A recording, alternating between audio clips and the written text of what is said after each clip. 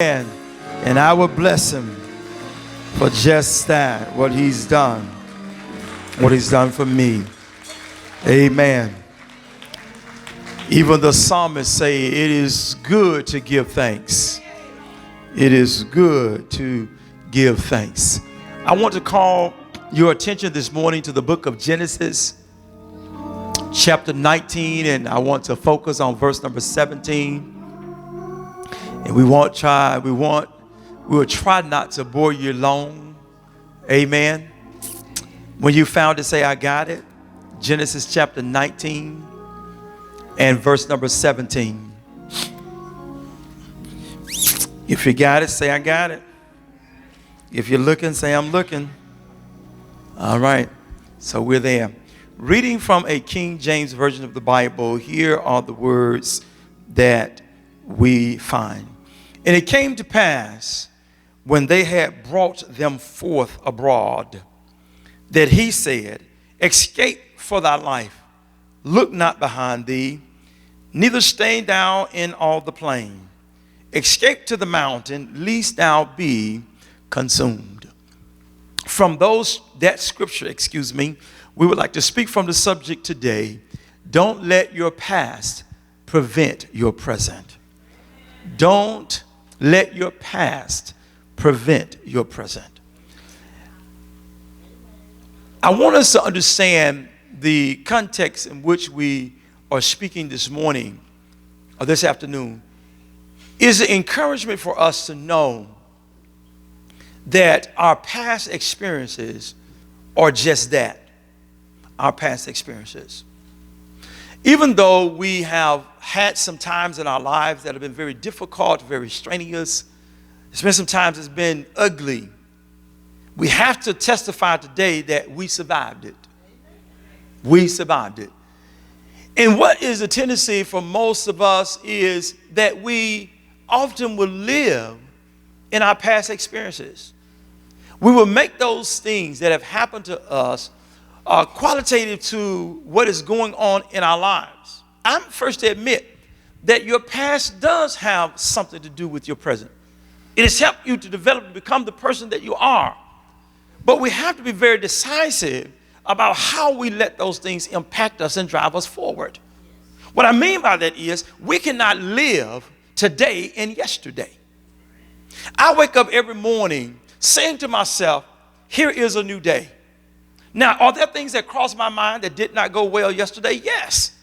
Are there things in my life that I realized that did not go well and did not turn out the way that I wanted them to do? Yes.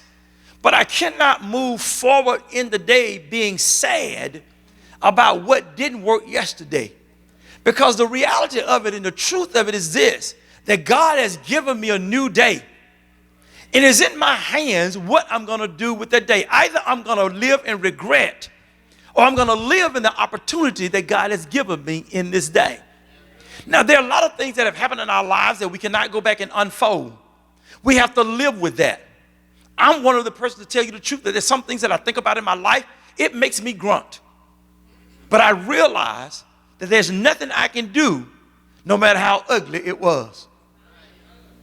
The best that I can do now is the best right now. Am I making sense? I think that we need to know that it is the tendency, it is the tact of the devil to bring us to a place that we will become incarcerated because of guilt or fear. Guilt about what has happened or afraid of what can happen. I know there's two dimensions because I'm going to tell you the reality of something else. That there are some things that God will bring us to that we are afraid of because we don't know how it's going to work. Oh yeah, when he dropped the dime on you, you were enthused, you were excited. But when it was all over and time to go to work at it, you were afraid. You were afraid that you were going to fail. You were afraid that if you tried, that people would notice you trying, and you're asking yourself, well, what if it doesn't work out that way? Well, what if I'm not able to do it? You'll never know if you never try. I always say this, anything more than now is more than what you have. If you do one thing more than you've done more. And sometimes we're afraid. What will others think? Okay, I'm letting my brain come up with an answer. Who cares? Who cares what other people will think about your endeavors and your journey? Because here's the thing. When 5 o'clock comes tomorrow, who is carpooling with you home? Friday, when you get paid, who is spreading their checkbook or accounts or monies on the table?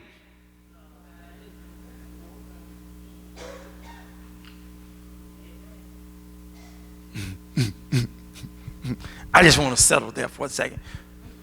For you to realize that it's not so much about what people think. We cannot be afraid to move forward because of what people may say or think. People have two roles in your life, at least. One is to cheer you on, or the other one is to spectate. Either you're going to be a fan, or you're going to watch. But one thing you definitely cannot do is prevent. Again, I want to say this, that the future move is in your hand. It's not in the hands of the devil. The devil can only do the devil can only do certain things. And that's trick us to think that God has told us a lie. To trick us that it cannot be done. I'm oftentimes sitting and thinking about this, and then we're going to hit the text and build it. I'm oftentimes thinking about what made the Wright brothers try the second, third, fourth, fifth, sixth, seventh, eighth, ninth, 10th, 100th time, believing that this thing will fly. You know, at first it didn't do. Third time it didn't do. 50, it didn't do it. What they use was deduction, reasoning. Well, this is why this. We got to be willing to adjust and to change. The crazy joke around the neck of the woods where I live is, why are dinosaurs extinct? And our answer is because they refuse to bend to eat. That's our little lame joke. Why is the dinosaur extinct? Because he refused to bend to eat. If you continually adjust in your life, you will become a survivor. But this is the thing I want you to do, is not be set on surviving. Because God intends for us to thrive. What does thriving look like? And Reverend, what do you mean? I mean, if you're going to work every day, I mean, what's exciting about that? Unless you're really, really doing what you really, really love. And ain't nobody at work causing you no problem. And everybody's at work helping you to get more done. I mean, I don't know where that job is completely. Because even if you work by yourself, you're going to get tired of that. Because ain't going to be nobody to talk to. Nobody to complain to. Nobody to understand what you're doing. So, here's the thing. Don't worry a lot or spend a lot of time on what people think or say. Realize that your moving forward is in your hands with the help of God. You got that much? I want you to understand that where we are in this text about don't allow your past to prevent your present, is that we want you to understand that your past is very important, but God has moved you forward or have allowed you to move forward for a reason. God wants to show you brighter days. God wants to show you, oh, they gone. God wants to show you big things. I mean, let's make sense of this. Why would a big God major in minor? Because that makes him minor. When you think about God and you think about God relative to your own life, you have to see God big. When I was down and out, he brought me out, but he didn't leave me down. When I was in trouble, he brought me through. And I'm going to tell you something else. God cleaned the file. That when you came through, what could have been was not.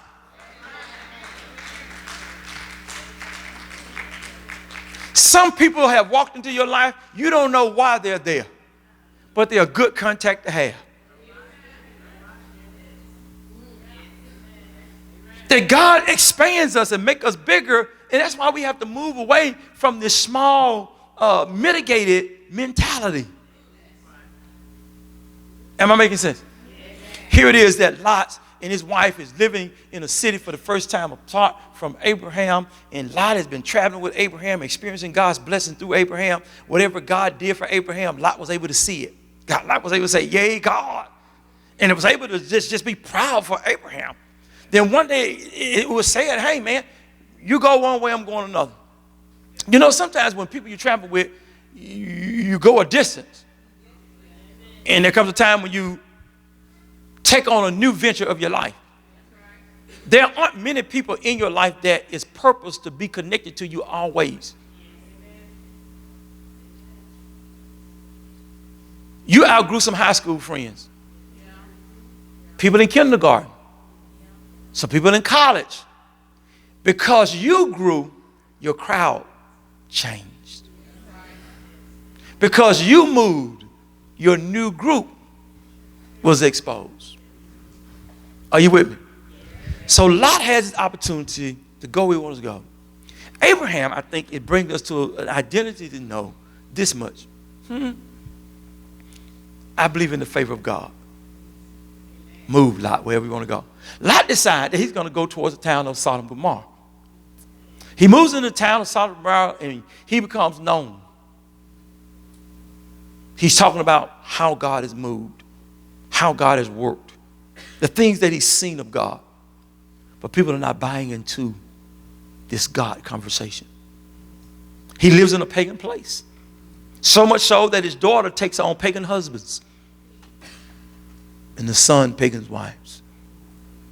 To hear about a God that does super things and does amazing things in your life, and you say, because of God, and God has already given the instruction not to take foreign wives and foreign husbands, and you decide, well, I like his muscles.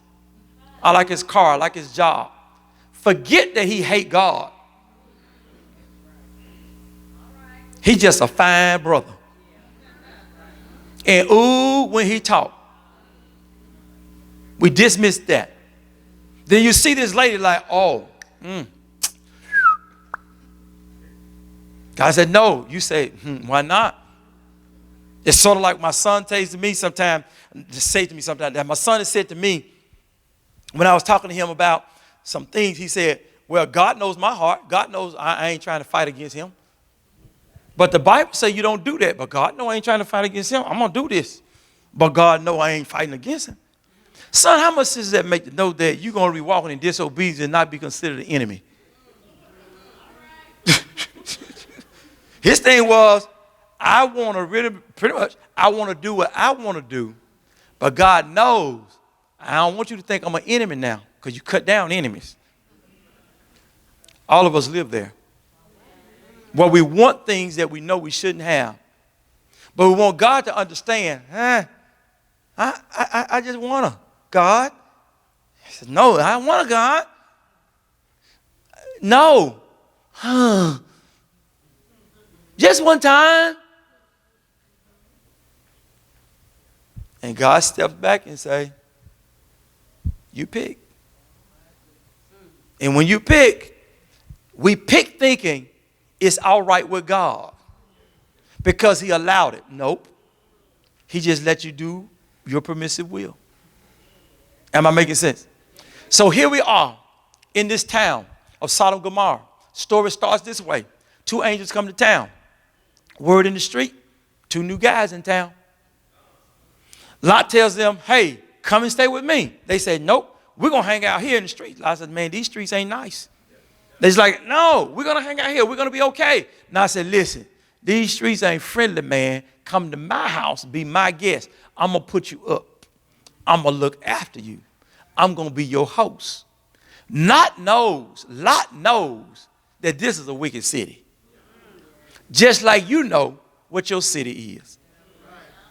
You know things that are happening that you might not ever speak to. It's sort of like I said this morning. Kids come home with brand new sneakers, brand new clothes, ain't got no job. You ain't paid for it. You ain't asking no question. You know it's suspicious. How you going to have a roll of money and ain't got no job and I ain't give it to you? I remember a while ago, not very long ago, I had a friend. I had a friend who had two sons. One of the sons decided, well, mama growing plants and like plants. I'm going to see where this grow in mama's plant. And it did. It took life. Just fortunately, she was the kind of parent that felt like because you were in my house and grown, it doesn't mean that I can't walk in my house. So she walked in her bedroom that he was sleeping in. I didn't say his bedroom. She walked in her bedroom that he was sleeping in and found out that her plant had company called marijuana. His response to her when she asked him about it was, well, what you doing in my room?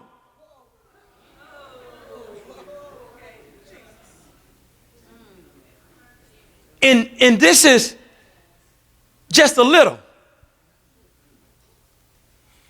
I don't know if he realized that the little in her house, where his room is, could have got her sent to jail. And then the room that's in her house would have been lost.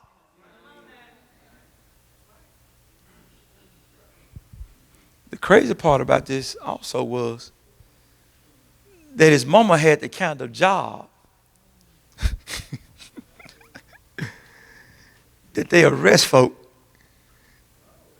and you put her in that compromising position.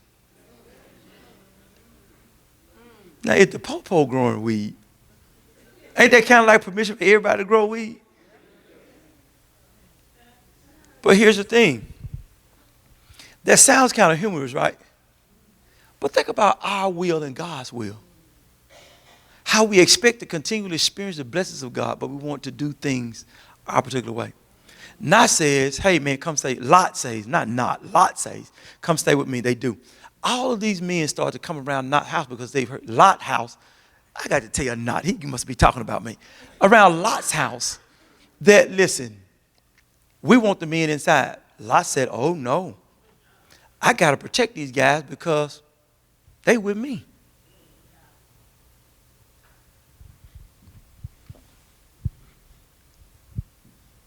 We want them in. Lot says, no. Close the door behind him. Say, can we compromise? Let's negotiate. What you got? I have 2 daughters inside. Never known a man. I'll bring them out to you. Do what you want to do with them. But don't harm these guys. They said, we want the guys. First thing I want to point out in this is, who would like to have friends and people they go to church with that would protect them? That's a wonderful thing to have people that's on your guard, that's on guard to say, you know what, I got you. The stuff that you cried about last night that you told me about while we were talking, it's safe. It ain't going nowhere. I'm not sitting here texting what you're telling me. Why are you sitting here telling me? And putting you on hold like, wait, I got to spell what you just said. What I'm saying is that the church, we have to grow to a place where we are trustworthy people. And not because we're under a title Christian, but because we're being and living Christians. I say this and I strongly believe it. I don't think that people give you their ill stuff for you to go tell it. I think they give you your ill stuff because they trust you and they believe that you're the kind of person of faith that will pray that God will help them to either get through it or be healed from it. Do you know how embarrassing it is to tell somebody I'm broken? And that hurt me? And that it really made me, because we look at people like they're super Wonder Woman. Girl, what you crying about that for? Because I'm human. And because I'm vulnerable. And because I trust. I get over that. It's not that easy as 1, 2, 3. Some things take time. Some things take courage. Some things take aid. Some of the stupidest stuff I think I throw it at the sounding board. What do you think about this? And I'm taking a chance on it. Man, I've been thinking all this time, you were stupid until you just said that. You confirmed it. You know, people can believe what they want to believe until you open your mouth. But what we're saying is that when people bring us stuff, we're saying that you trust me. And these angels were trusted. Lot wanted them to say, hey, you're safe here. They said they don't want her. After the angels realized what's going on, because ain't nobody going to be in your house and not know what's going on. He says to them, Lot, y'all got to move. Because God has decided to send his wrath on this town. Can I say something very serious? It's only so long that God's going to go along with our foolishness. He's going to give us warnings and warnings and warnings, and after a while, God's going to give us wrath. Your getting by don't mean God nodded yes. It means that I'm trying to give you grace. I'm trying to show some mercy. I'm trying to give you opportunity. You're not going to be knowledgeable of and keep doing the same thing and expect me not to handle it. So the angel says to Lot, y'all got to go. And Lot says, okay. It's not an easy choice to go when you set up homestead. In other words, let me make it plain. It's not easy to leave when you establish friendships and you got a job and you buying a house and you like the neighborhood you live in and somebody come and tell you it's time to move. It's hard. Let me tell you something.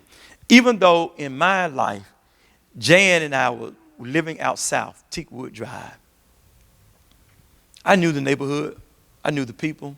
At that time, it was easy to walk to the Piggly Wiggly, Jenny Jungle, there, and easy to walk to McDonald's. Burger King was right up the street. There was a bank right there. I mean, it's a drugstore right there. It was just convenient. CC Pieces right there. I mean, it's just a good spot to live. Until Jan started saying something like, when are we going to build the house that we've been talking about? Well, I didn't expect you to bring that back up. I thought we were just talking like we were going to build a house. Let me tell you something. Even though I knew the home that we were building was better than the home I was leaving, I still did not want to leave the house that I was living in. I said crazy stuff to Jan like, by the time you get through building that house and get into your 15th year, this house will be paid for. She didn't buy it just like y'all. She's looking at me just like that.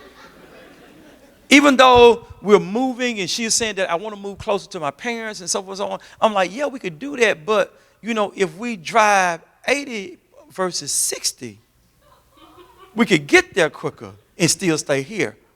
I mean, if we go down McDowell Road and catch the interstate rather than going up by Walmart, then we could do this. I was trying to find reasons to stay in my old place. And I can't tell you, this is a very long story, how I got tricked into agreeing to bill.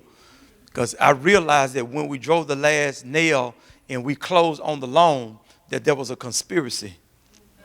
And I didn't know nothing about it until I went to tell the builder, thank you. Well, the guy that let me use his contractor license, thank you for it. He was like, things didn't turn out like I thought. The numbers were different. He said, well, if I had given you the real numbers, you never would have did anything. But it's strange that while I was going through the motion, the numbers was off. I was making the adjustments. I was doing what I thought I could not do.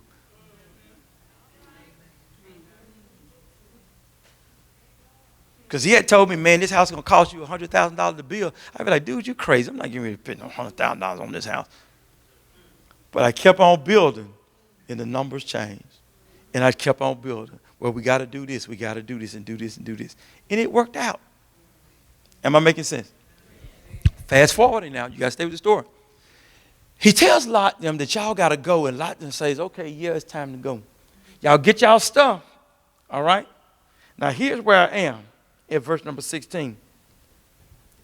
Lot's wife decided that she want to go get the little case with all of the children's first tooth they lost. She want to get all the footage from the firstborn. She remembered that, oh, I got this from the neighbor down the street when we moved in. The angel of the Lord says to them, hurry up.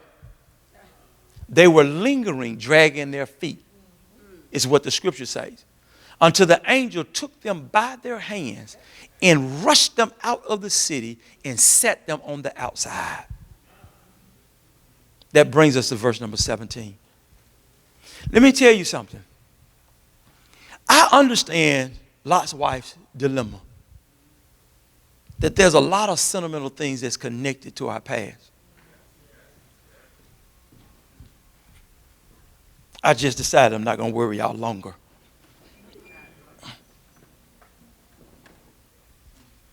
But there are things that we call trophies. Things that we've earned through blood, sweat, and tears. And it's hard for us to let them go because we did the time. It's this little thing that's how my heart was broken, and I made a promise that I'd never get another broken heart. And every fellow that comes to me and smells suspicious, I'm going to read him his rights. It's the trophy of being the guard of my own heart. Then you have another trophy that says that I've been let down, I've been broken, been disappointed by people, so forth and so on, and I'm not going to ever depend on anybody else for anything else. I'm going to live in this world self-sufficient. I don't need anybody. You don't have any friends, and the friends that you do have, it's difficult for them to hang on to you. They're trying for dear life to hang on to you because they realize that you need somebody and that nobody is good by themselves. But because of your hurt in the past, because of your disappointment in the past, you don't trust nobody. You second guessing yourself. Your friends are few, but the few you have are faithful to you. But it's hard work to be your friend because you really let everything that you think of roll off your tongue. It's because you've been hurt. It's because you've been let down, because you've been disappointed. And you vowed it'll never happen to me again, though it has. But not that way. Because I got the trophy. And you tell all the people in your circle, girl, I ain't going to never live through that again. First time, your fault. They were going to call it a mistake. The second time, guess what? Ain't going to be no third time. But then here's the trophy of all trophies. Well, you have vowed that it'll never, if I do, I'll be dead. Unforgiveness that's made you bitter. If they call their name, you start sweating. If they show up at the restaurant, you didn't even know they were coming. And because the people which you spoke to them, you mad. I'm ready to go. Can we go somewhere else? It's eating you up to your soul.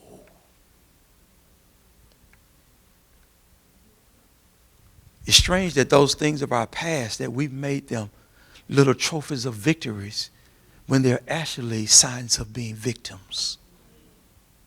That we have allowed ourselves to come to a place in life that we'd rather hold up our trophy in declaration rather than saying, I'm better and bigger than these experiences. What made Lot's wife really want to hang around? She had friends that would do little baked recipes they would swap. She was letting folk get sugar and little flour, little meal. There was a little old place down the street that they went to sew together. And they changed patterns and they kept up with sales that was at Michael's and Hobby Lobby and Joann's. Those friends, though they were wicked and not saved and whatnot, she liked the conversation that they would sit on the porch and watch the cars pass by. And said, there go old Bob again. I don't know why Mary's still married to him and he just running up and down the streets all day long. Lot's wife had gotten used to her environment. She was accustomed to it. And the lifestyle that they were living became a part of their culture. And here's an angel who's come in town for one night and had a bad experience at our locale, saying it's time for you to go because God is going to destroy this city. Let me tell you something. It's a wonderful thing for us to know that God holds back his wrath because of the righteous. There are some places that would have fallen apart, but they have not because you were there. I could tell you a very long story and Karen, of course, was responsible for this. She doesn't remember it probably, but she came to me one day and told me, she said, there's a decision that you need to make that you're very hesitant about, and God is holding up until you make that decision. And I didn't count it as nothing. Really didn't pay too much more attention to it because she really didn't give me any more specifics. Because when people come and talk to us, we want to say, his name is Ralph, and God is waiting on you to make a decision about Ralph. And if you don't tell Ralph that A, B, and C, then God is going to do this. It ain't that specific. All she said to me was that God is holding up until you make a decision about something. And it's very important. I want y'all to know I did make that decision. It was simply I needed to change brokers when I was selling real estate. When I changed broker's office, that's when law enforcement came into the old office I was in. So when I hear this story about Lot, I realize that this is so surreal. That sometimes God will guard a place because his child is there. God would prevent things because he knows that that's a person that's attached to that. I don't want that to happen while they are affiliated with it. So for your reputation and for my name's sake, I'll hold back until you move. Verse number 17 is very interesting. It starts out by telling Lot them, run for your life. Run for your life. The second thing it tells them, don't look back at this stuff. The third thing he tells them is get out of the area. And the last thing he tells them is go to the promotion that I have for you. Jesus. I want you to know that our past will deny us the opportunities of living in the present moment and taking full benefit of what God is trying to give us now, because we're so blind by what has happened. And because we are victims, not victors, because we're victims, we boast about what's never going to happen, failing to realize that we got to be open to trust. Remember this much about your walk with God. Forgive us our debt, just like we forgive our debtors. We forget the scripture that unless you forgive those who have offended you, in no way will your Father forgive you. And what we tell God is, look at me and how I'm dealing with things. And that's how I want you to respond to me. I've come to realize that, listen, ain't no need of being mad long. Ain't no need of holding grudges long. Ain't no need of being having this unforgiveness for long. It only hurts me. And I refuse to let you carry me through hello. And I die and go to hello. There's only one encounter we're going to have. And that's going to be the current experience. But when God delivered me out of it, I refuse to allow something that is not connected to you to prevent me from being into my blessed place. Are y'all with me today? The Lord is telling Lot them, move on and don't get caught up in this, because what Lot knows is that every time that he's gone with God, God has always done something greater. I want you to notice the next verse. After verse number 17, Lot knows that he has to move. He knows that he got to get moving. And God has promised him, run for your life. Don't look back at your past. And get out of the area. And I'll take you to higher places. Lot looks at the higher place and says this to God in verse number 18. Give me that small town right there. It's closer than the mountain. Look at verse number 18. And it's smaller. But that's what I prefer. Because if I go to the mountains, I'm afraid that some evil will come upon you. And this is the thing that I discussed with somebody when I got back to church, because I had to go home and find my glasses. But this is the thing that I discussed.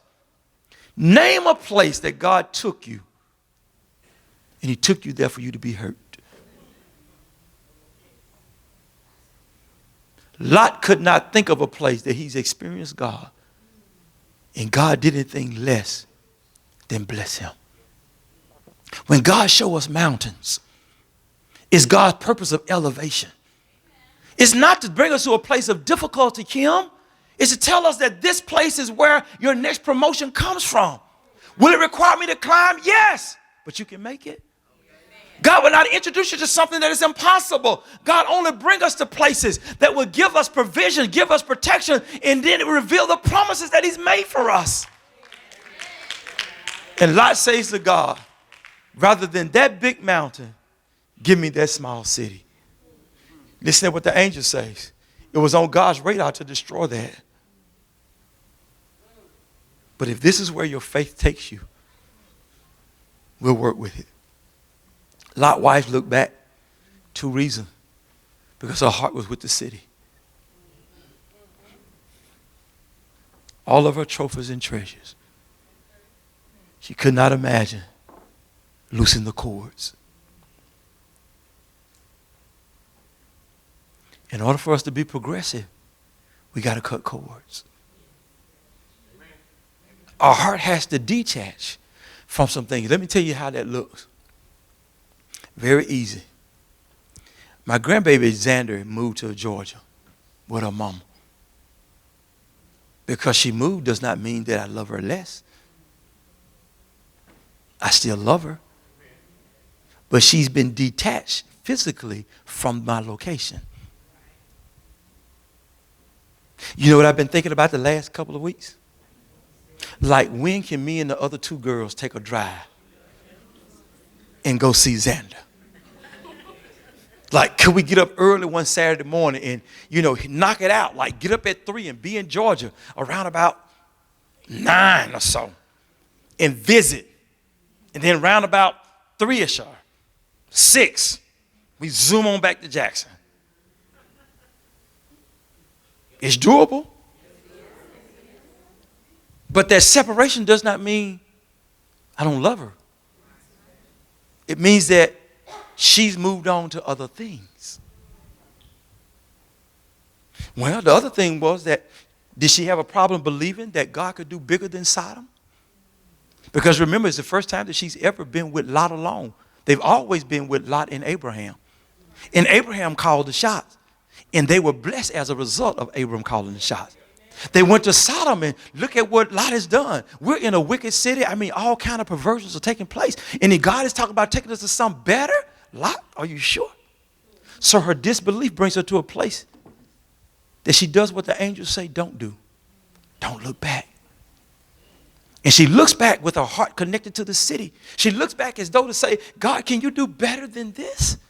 And I want to let you know assuredly that wherever God is leading you is better than where you're leaving.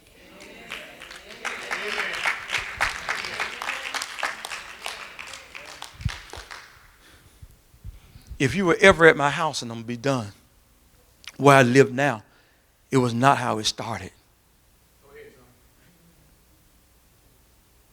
Where I live now, man, when I first went and looked at that land, it was trees. And that's all you could see were trees. Where are you going to plant the house? Put the house. I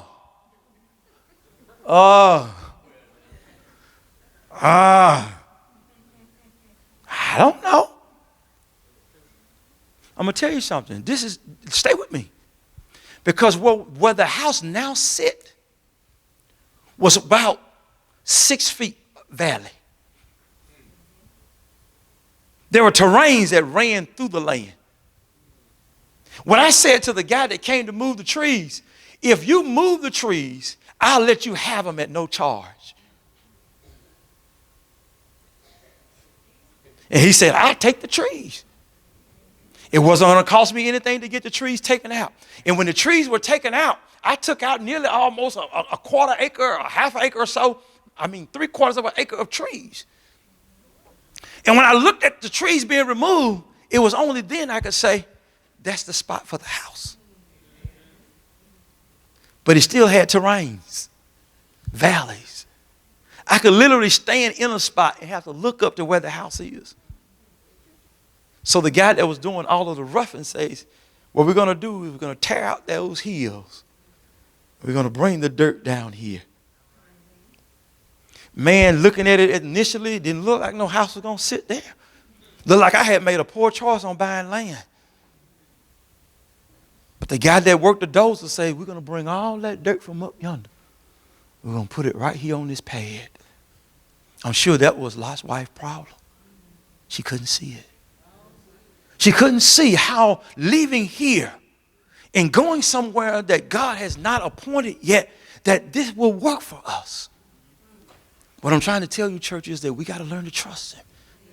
That whatever God is bringing us out of, that he's leading us to something better.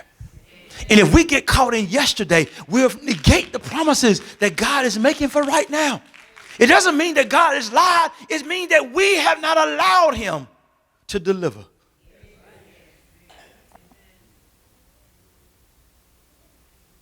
I haven't found a promise that he hadn't fulfilled. I hadn't found anything that God said he would do, he has not done. He does it. But what's important for us is getting out of our past and allowing God to bless our current moment. I'm going to say this and I'm done. The walk with God requires what Lot's wife did not have. The ability to believe even though there's nothing there to believe. The only thing they had was a mountain. And I'm sure that girl say, how in the world are we going to put a 3-bedroom, 3-bath, 2-car garage with Wi-Fi on that hill? But it was where God was leading. What I'm telling you is it may require work. But if you work with God, he'll make it better than you ever imagined. What I'm telling you is that it requires faith. And not faith that you got to do it by yourself, but faith that God and you are the best team that could possibly be.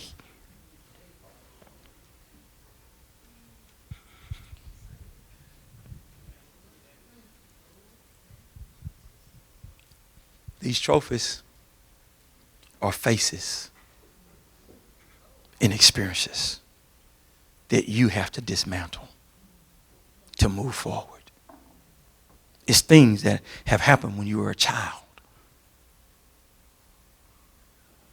Maybe the absence of a father or mother. Perhaps experiences that are very challenging. But it's your health that you're praying for. It's your life that you want to live. It is important that you come from yesterday and realize that the moment that I'm standing in is the most blessed time of my life. I ain't going to do it. I ain't going to do it. I'm not going to let my past prevent me from the blessedness of my present. I ain't going to do it. I'm not going to allow the trouble, the trauma, and all of the heartaches to deny me of a blessed time that I now have. I ain't going to do it. I choose to say this is my most profound time. Where is it? The time that I have right now. It's the best time I got. It's the best time of my life. The time I got right now is the best time of my life. You got to keep Jesus out front. And you got to keep blessing him.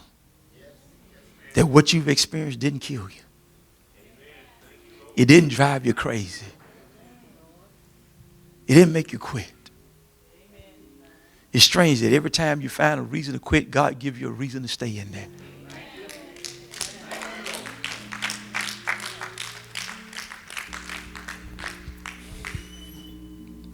Dismantle your past. Don't get stuck in what has occurred. It's done.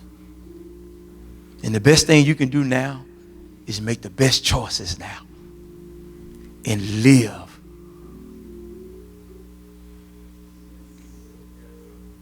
Kind of simple, isn't it? But you got to tell yourself, listen, I'm not going to worry about that no more. I'm not going to worry about that no more. I'm not going to let that bother me anymore. I'm going to try not to let that get in my way. I'm not trying not to let that get in my way. I'm trying not to let that get in my way. Trying not to get in my way. I'm deciding in light of what has happened. I'm deciding in light of what happened.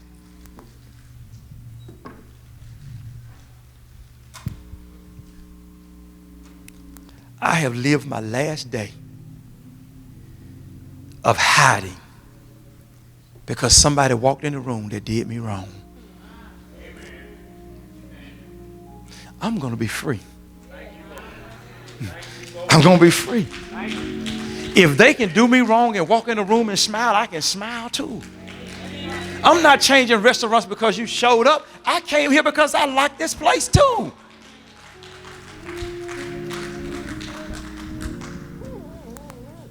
I've gotten this smart.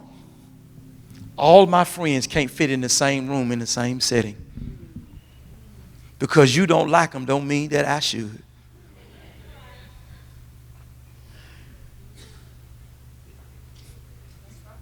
So because they're my friends, we just meet at different times. And we meet in different places. I'm not going to throw people away just because you don't like them. I just won't put y'all in the same room at the same time. I know how to avoid chaos. And I don't want people fighting for my attention. So I keep you separated.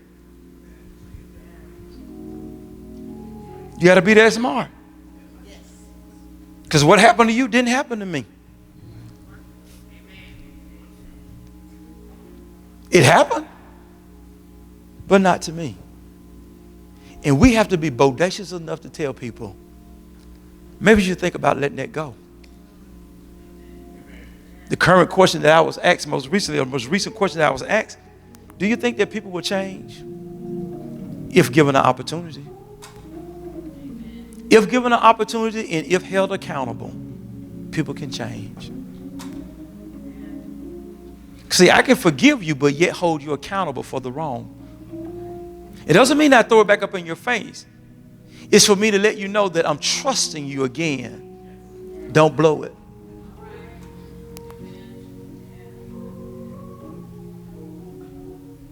You can use simple expressions like, all right now. It wakes them up. We look like we're going that way again. Am I making sense? But these things can only happen with Jesus being our help. How to reach the masses? Men of every birth. For the answer, Jesus, he gives us the keys. He says that if I be lifted up from the earth, that I'll draw all men unto me. And then we should grab our neighbor's hand at that refrain and say, lift him up, not just me, but all of us. Let's lift him up. Still he speaks from eternity. We have to realize that there's no situation that we're in that God won't speak to it. God is able to get a word to you. I don't care where you are. And you have to trust him that no matter how dark it is, he'll get a word to me. No matter how big the crowd is, he'll get a word to me. No matter how difficult the charge, he'll get a word to me. He still speaks. So we're getting ready to sing that together. And I want you to grab the hand of your neighbor because this is your moment of encouraging. How to reach the masses. Men of every birth. Men of every birth. For the answer.